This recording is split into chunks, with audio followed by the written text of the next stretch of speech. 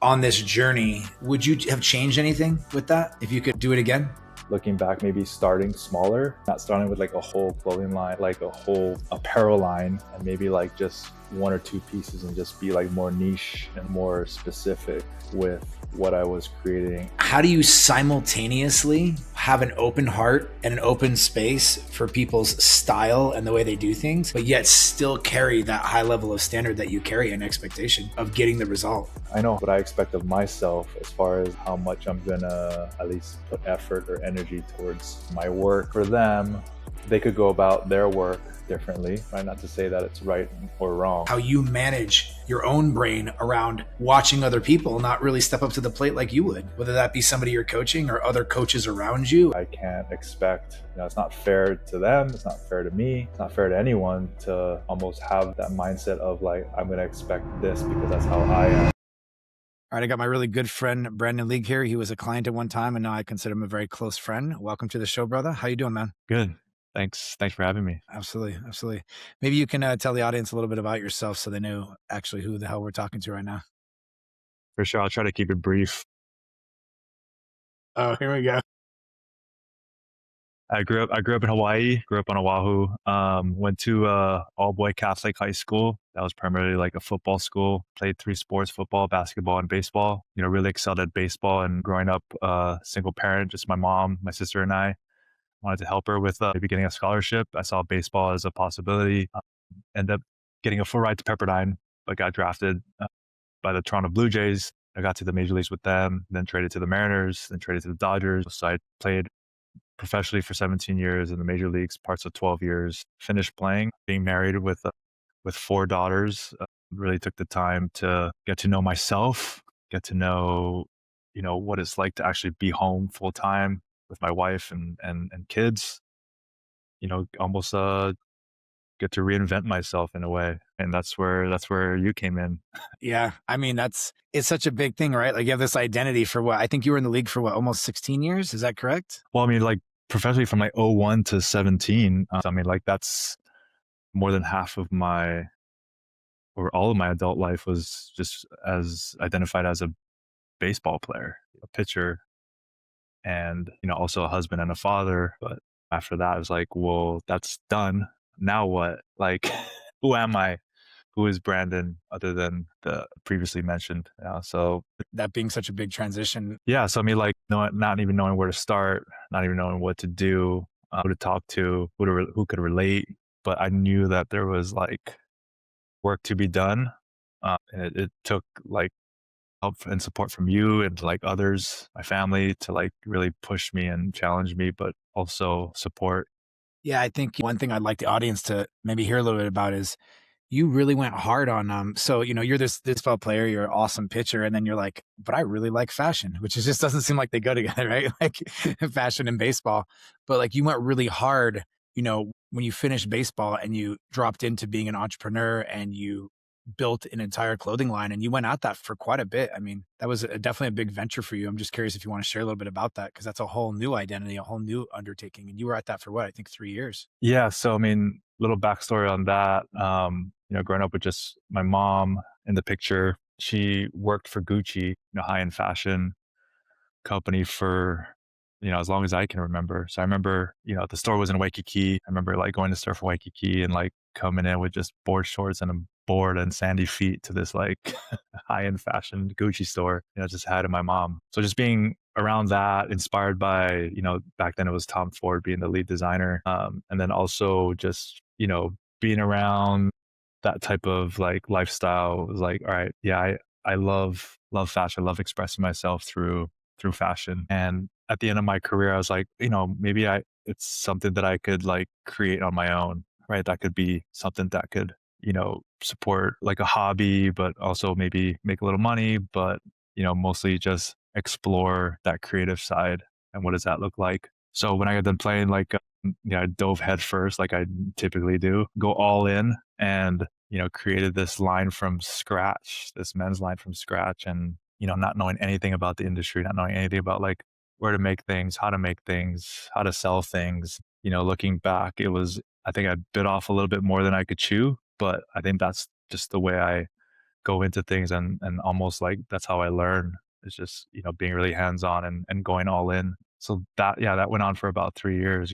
Unfortunately, we launched like right before COVID. So the whole plan of like, you know, brand awareness, getting the pieces into the stores and creating that awareness like almost went right out the window with COVID, everything shutting down. So we pivoted, went to like more of like a direct to consumer online, but then quickly realizing that, our budget didn't really match and compete with the other large companies that we're going against to create advertising space and like, tag, going after like social media targeting and stuff. But, looking back, like it was fun. It was exciting. It was challenging. There was a lot of failure.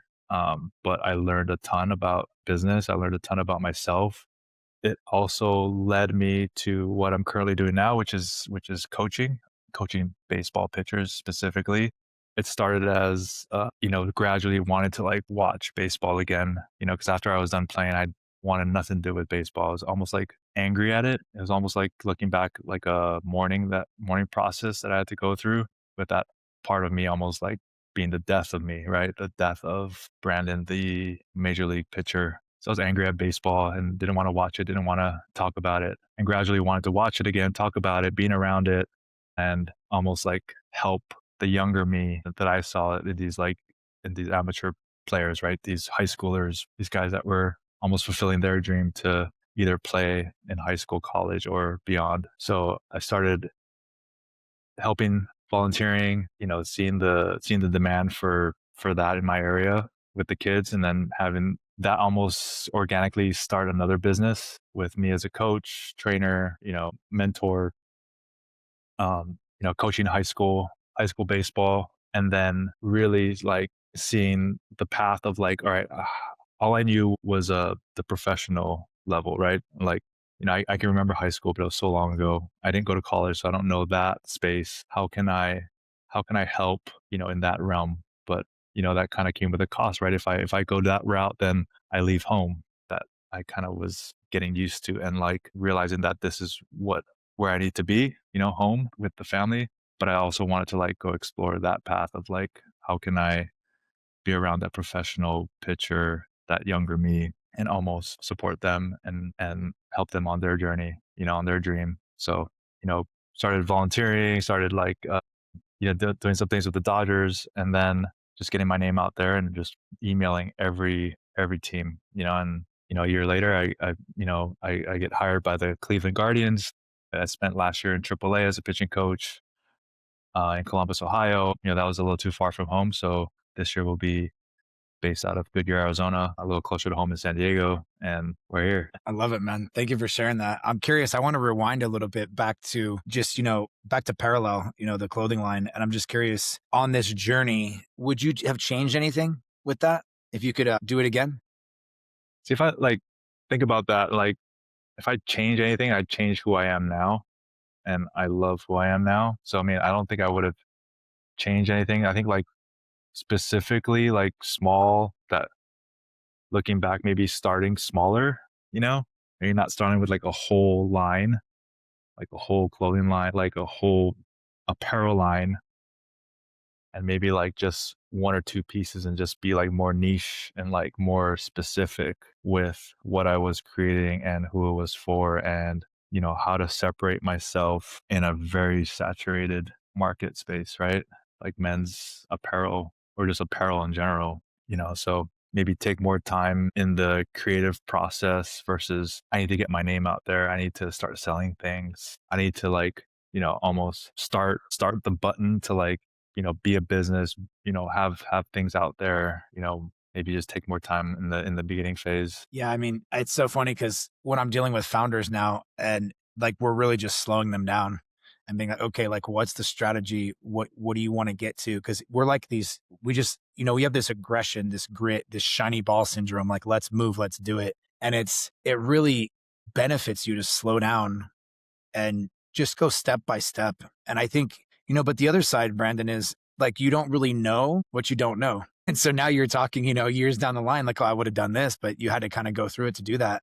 I'm curious, you gave some really good advice there, like slowing down and being strategic, finding the niche. Is there any advice you would give to any young entrepreneur kind of starting out in and going to start a business? What would you tell them? I think like for me, looking back, like what I was selling, I wasn't selling clothes. I wasn't selling a brand. I was essentially selling myself, right? So like, but in order to like do that, I really needed to like know myself, everything in and out about me, and to even like tell a story, to even like have that be the thing, I'd have to almost like again slow down and not get to know the product, not get to know the brand, anything like that. It's just like getting to know me, and then going out there and creating something, that's coming from me. Dude, I totally know. I mean, that's all the work that I do, right? Like it's like really slowing down enough to kind of be aware of who you are. And I think somebody like it's all of us, but you're a prime example. I mean, you put your head down, started throwing a baseball since you were a kid, and you get on that path and it's just like it's very singular focused. And so you never get an opportunity to slow down and get to know who you are and what you're all about.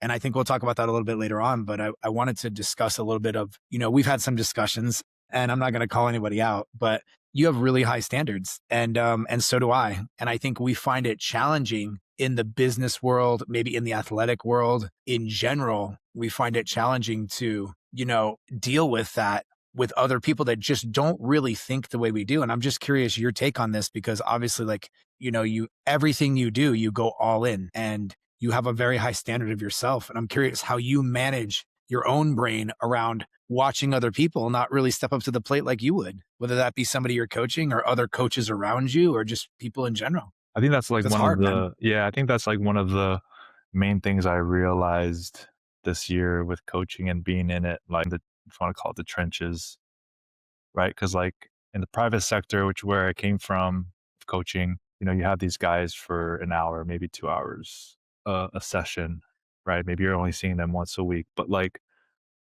in the professional realm, like I'm seeing them every day, all day, every day, right? The only time I'm not seeing them is when they leave the field to go home to sleep, you know? So you're really seeing everything, almost everything. And the biggest thing I realized is like, yeah, I know my career, I know myself, I know what worked for me, I know what didn't work for me, but at the end of the day, it's just that's me, that's not them, that's not anyone else. Like, that's what made me unique. That's what made me special. And they have things that make them unique and them special. And like I can't compare, I can't expect, I can't, it's not fair to them, it's not fair to me, it's not fair to anyone to almost have that mindset of like I'm gonna expect this because that's how I am. That I'm gonna think this is the only thing that works because this is what works for me. It's like, no, that's not true, until I realized that, then like I almost like couldn't like develop the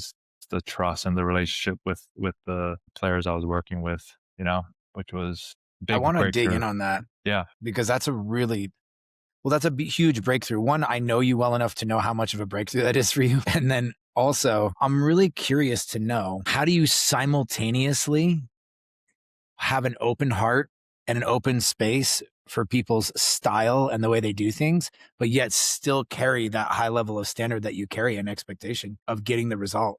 That's an interesting dichotomy, right? It's a paradox there. Yeah. So I mean, like I know how I like to work. I know what I expect of myself as far as like how much I'm gonna at least put effort or energy towards either my work or, a relationship with someone. But, for them, they could go about their work differently, right? Not to say that it's right or wrong. It's just that's just them, Same thing with their relationship, right? Like they could put more effort, less effort, the same effort, and that's just them. It's neither right nor wrong. But like, as far as work goes, right?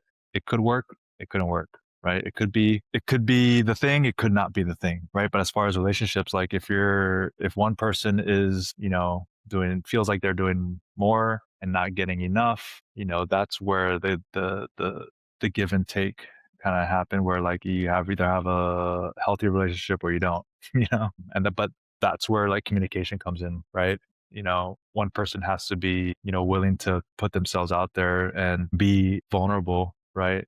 and like, yeah, this is what I'm seeing, this is what I'm hearing, this is what I'm feeling, just kind of go from there. But going back to your point, like, yeah, like I just know myself. I know what to expect from myself. I try to, not have a certain expectation that's similar to mine for someone else. Right? It's just like they're they're them. They are them, That's them. Like that's not me. They are exactly where they need to be. They are perfect how they are, but it's gonna be up to them to like, need like to know or to come to me and be like, yeah, I see this or I feel this. Otherwise, they're not ready to hear something or listen to something, or work on something. And then we're back at square one, you know, because it's for Dude, me that's then. It's not I for mean, that's them. It's for deep, me. bro. Yeah.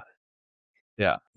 It's really interesting because I mean, I've just watched you grow so much over, God, it's been almost, I don't know, at least 6, 7 years.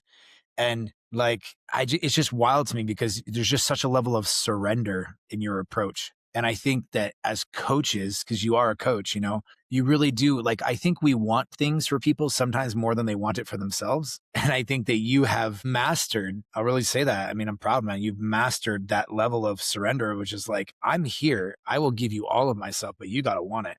And if you don't want it, I'm absolutely wasting my time. Yeah. I mean, it took me a whole 8 months, like being every day on the job, to realize it because, being in a new organization, being in a new role, being in a new job, like it's only normal, I feel like, to want to impress and like want to like show your value or prove your value, but doing all the hard work up until this point, right? It's just like I'm so thankful for it that I'm able to like realize myself, but also have people in my corner that are like, hey, snap out of it. Like, who is this for? This is not for you, you know? Even though like it's normal for us to want to have that like reward or like that recognition or, hey, like good job, or hey, thank you.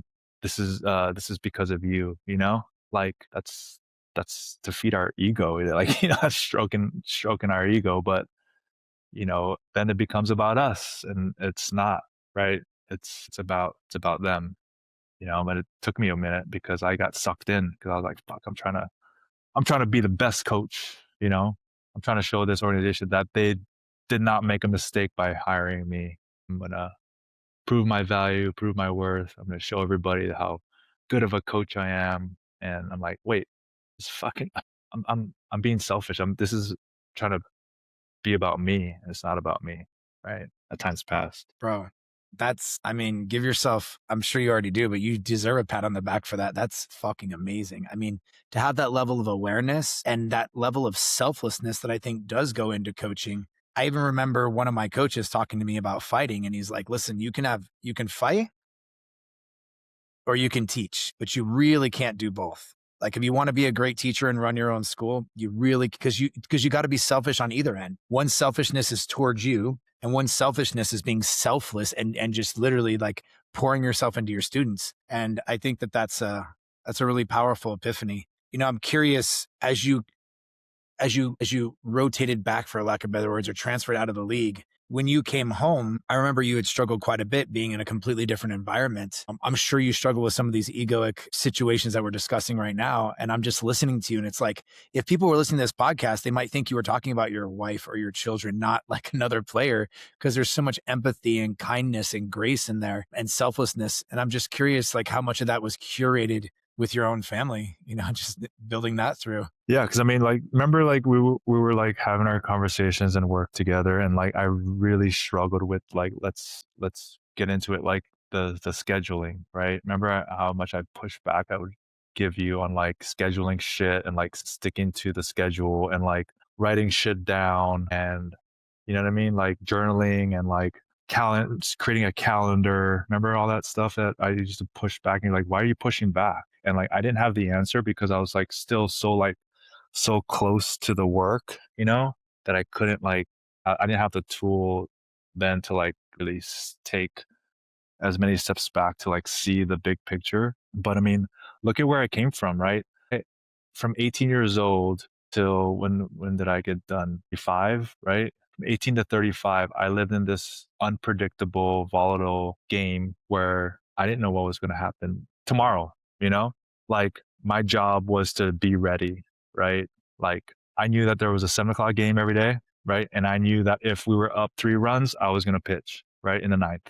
That's all I knew. Everything else was, well, this could happen or that could happen. But even like when we're up 3 runs and I'm warming up to get in the game, we could score more runs and they could sit my ass down and I don't pitch. I don't work that day, right? And I go home and I'm like, I got blue balls.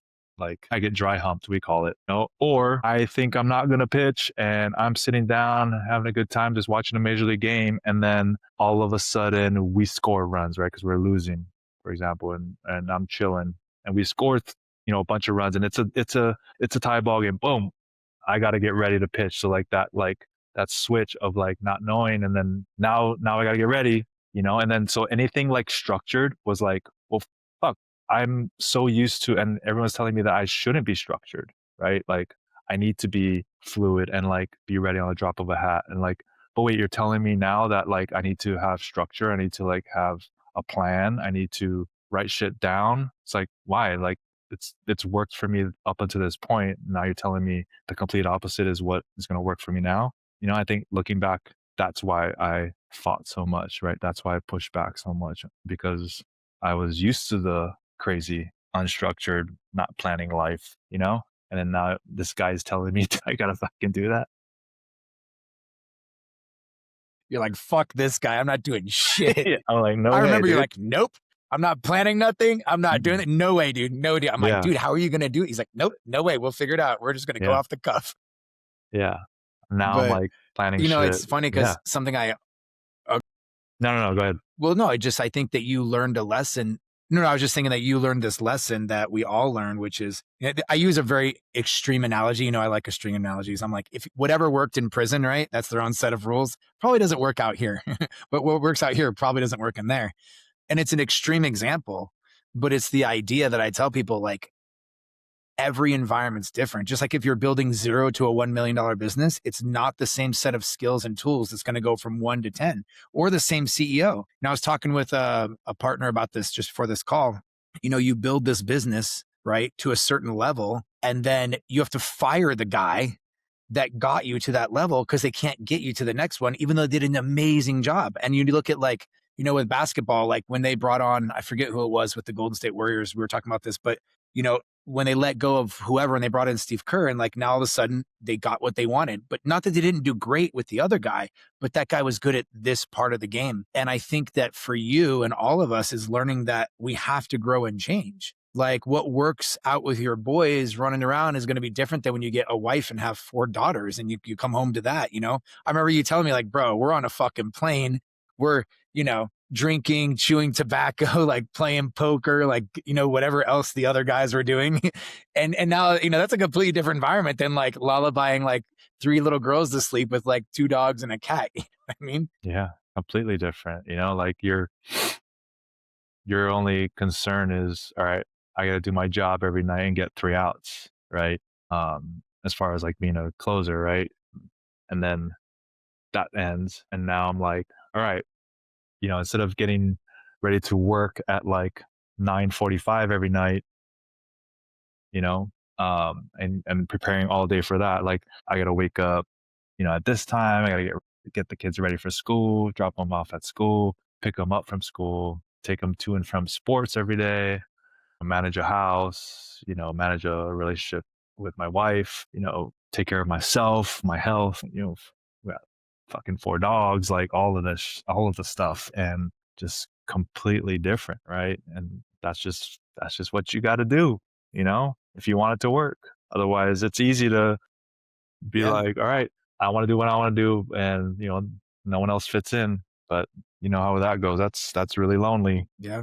I love that you said that that's really lonely, because that's what I think that the athletes and entrepreneurs and the leaders, they all suffer with the most is you go from this environment where you have this entire crew with you, like everyone has just got your back and you're just built around you and your team. And then you're kind of on your own, And I even remember I was talking to Greg Foster. He played for the NBA and he is a client of mine, and we did a podcast, and he was just like, I had to learn at home that the way I was on the field, or on the, what do you call it in basketball, on the court, he's like, I that wasn't going to work at home. I couldn't just approach people like that. He was aggressive and violent, and he handled things in a different way. And he's like, you can't go bring that type of mentality back home. He's like, you're going to just literally, your family's going to hate you, but that's just how you're used to being all the time, an aggressive warrior athlete. So it's just an interesting dynamic.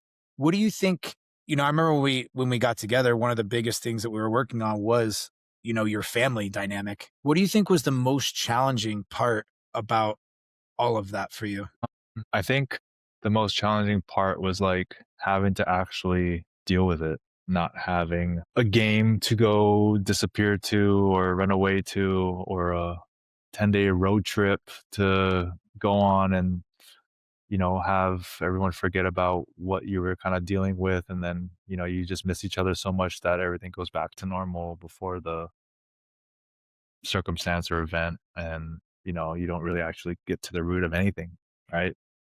So the hardest thing was like actually adjusting to like being home all day, every day, and like, hey, if you're dealing with something, whether it's house or relationship or kid or school, whatever, like, you have to deal with it. Like, grow the fuck up. Like, you got to deal with it, and not like put it off to the side, or have like baseball or a game to think that that's a priority to like disappear to. Yeah, I feel like what I see the most from athletes, entrepreneurs, founders is that inability to want to just face the music. Like, it's crazy because if you look at like special operators that I work with, they're able, I mean, they face some crazy stuff, right? You look at athletes, they're gangsters. I mean, they face some crazy stuff. Founders too, entrepreneurs. But sometimes the hardest person to face is ourselves, and just looking in the mirror and saying, hey, what I'm doing right now is not going to get me the outcome I actually want. And like, for example, for you is you want it to be, you're such a family guy. Like, it's crazy. Like, I know your family is like so important to you. And also they're a huge source of your strength. And like you said, nobody wants to be alone. And I think if I could give any wisdom to anybody listening is sometimes you just got to look in the mirror and just really face yourself and be like, am I really being a fucking dick? Am I doing what I should be doing? Or am I, like, how should I be treating the people around me? And that's a tough one, especially when you're used to everybody kind of catering to you, right? I mean, even your family, they had to cater to you when you were traveling and all the things. Yeah, they definitely, you know, not knowing it at the time, right? Because I was so self-absorbed and so hyper focused on my job and the game, that, they sacrificed a lot. And, it's just like recognizing that, realizing that, and being appreciative of that. And like now it's just like, all right, how can I not like repay them, right? Because I don't want to look at that as like I'm in debt to them, but like almost like how can we like move forward together, Like, so that it's not so much like me just taking because they're giving so much, like how can I give just as much as they're giving? I'm curious, like, that you yourself said it, you were self-absorbed and you made a transition to be much more selfless and realize that you were moving together as a team. There's a unit there. Was there any epiphany moments or anything, any tools, anything that just helped you kind of go, maybe I need to be a bit more of a team player here and it's not all about me with this family? Yeah, like it took like help from you, like help from like Sasha, to like not really feel like you're gonna hurt my feelings if you call me out or let me know or share with me like what you're seeing or what you're noticing, because like, you're afraid to hurt my feelings, you're afraid to upset me, or afraid to like anything other than like just letting me know that I'm slipping, or letting me know that this is, me moving backwards versus forwards. And it just takes that time to, and that extra energy and that effort to like, all right, that's not where I want to go, or that's not where I'm trying to, stay. This is how to move forward. This is how to evolve. It's how to be the better, better me, version of me. Takes a lot of trust too, though, man. Like, on both sides. You got to have a deep, trusting, vulnerable relationship for you to even absorb what someone's telling you and to know that it's coming from a good place. And so I think, that's one thing that I do pride myself on, is taking my time to really develop a deep relationship with the clients, because I mean, like you said earlier, like if that person's not open to receive, when you were talking about the pitchers, like it's not going to land very well. It's not going to matter. So I would just also give yourself credit too that you were very open to feedback, and a lot of people aren't. And I think especially I've noticed athletes really struggle with feedback about themselves. It's a big challenge. Well, I think too, like another tool, whether people realize it or not, and I didn't realize is like, I thought I was open and ready for feedback, but I wasn't, so like developing the tool on like how to receive feedback, because the normal response is to be defensive because someone is you know, challenging you, and you could say that you're not going to take it personal, or you're not going to attach emotion to what they're telling you to take it objectively. But no, not when you have this idea or this thought of yourself in this head, and someone is challenging that and telling you like that's wrong, and it's like Totally. taking like taking feedback for what it is. Just like, no, someone's just trying to help you get better. And if you say you're ready, you're getting defensive and you're getting upset by the feedback, then you're not ready. Like that's the thing. That's like one of the Totally. main indicators. Like, hey, you're not ready for that feedback. So let's dive into like why you're getting upset, why you're getting defensive when someone is trying to help you. Yeah, I remember specifically asking you like, "Hey, if I was trying to expand the business at the time and I was like, if you know any other baseball players or anybody that's looking for this," and you're like, "Bro, these motherfuckers aren't ready." They're like they're not open to it at that point yet. And I think, working with Greg Foster too, we were working with the NBA Retirement Association, Retired Players Association. And a big part even there is a lot of the guys are still, even in retirement, not ready to hear the truth, not ready to look in the mirror. And, what I want to stress to everybody listening, and I just also still want to commend you, bro, because I've watched your path. Like it's really honestly inspiring to see how much you've grown. And the reality is you've got to be ready for that feedback. You've got to be willing to face the hard truth and look in the mirror. And that shit's not easy. That is a very challenge. And when you do it enough, like me and you have, you're like, oh yeah, why would you have it any other way? I want to get better. I want to grow. But it just rubs up against every little wound and trauma, and I'm not enough, and insecurity, and I got to defend myself. It's a really challenging thing to do that me and you have gotten pretty good at. And I think sometimes I forget how hard it is. I get like, why can't you just look in the mirror? And it's like, do you know how hard that is for people? Yeah. Feels easy. Everybody would do it. It's like what we say. I don't know what the percentage of the population are major league players for a day, or even, smaller for after a year. But like, if it feels easy, everyone would do it, feels easy. Everyone would 100%. evolve, Yeah. but we know that that's not true. So it's like, yeah, no shit. It's hard. You know what I mean? No shit. A lot of people aren't ready. I mean, look at the state of the world today, you know? Would you say there's more love or We could more do a whole hate? podcast on that. Yeah. Would you say there's more love or more hate? And like, it's sad, but we can only control what we can control, and we can only look at ourselves in the mirror and go from there. I agree. And I would say there's a lot of polarization, a lot of hate right now. And, I think what we can do though is carve out our little plot of life, wherever that is, whatever that is, and just be the best versions of ourselves and try to bring as many people up with us as we can. I wanted to finish it up a little bit with just, I watched you go from the major leagues to a clothing line to getting into pitching, and now you're coaching again. Your family dynamic seems amazing from everything I see online and talking to you. Maybe you could just share a little bit about where you're at in your life now compared to maybe 5, 6 years ago, and like how much peace you have, because you seem like you're far more at peace. I feel like the family dynamics kind of got its rhythm now, like maybe you can just share a little bit on that, Yeah. I mean, the like, business coaching. I feel content. Like, I feel more fulfilled now than I have in a long time. It wasn't easy at all. Like, it was very challenging.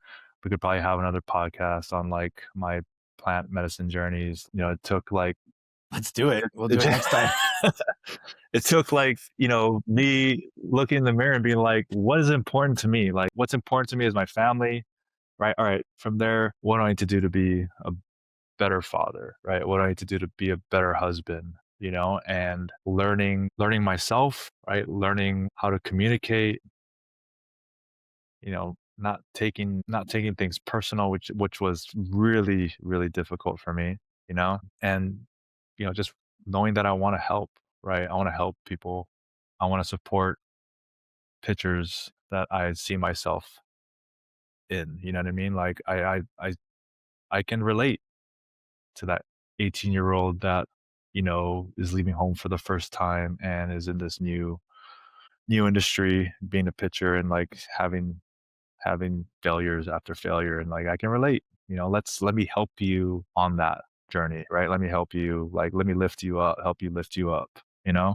But you know, it's still not perfect right now with like me being gone as much as I am. Like I don't want to be gone, right? Like, but I don't know if I want to work with this particular in this particular setting or this particular athlete. It's like I have to leave home, you know. And I know this is not the end, right? This is not, you know, I don't know where I'm going to be like a couple years from now, but you know, this feels good right now. You know, I know this is necessary on my for my path right now. Um, you know, like it just feels good, right? To help, and it feels good to still be home um parts of the year, and it feels good to, you know, reconnect with friends like you, and you know, that's all I got. I love it, man. I think that's a great place to leave it. I just want to say thank you because I think that, believe it or not, you're an inspiration. Because for me, I look at it like this is somebody who can be the very best at his choice of craft and still show up as an honorable man, a great husband, a great father. And I think that that's just a beautiful thing, man. I just want to thank you for sharing that. And I hope people can really see that we can do both. We're multifaceted. We don't have to give up all the things that really bring us fulfillment to chase our dreams. We can manage both, you know. I appreciate that. Thank you, bro. Appreciate you.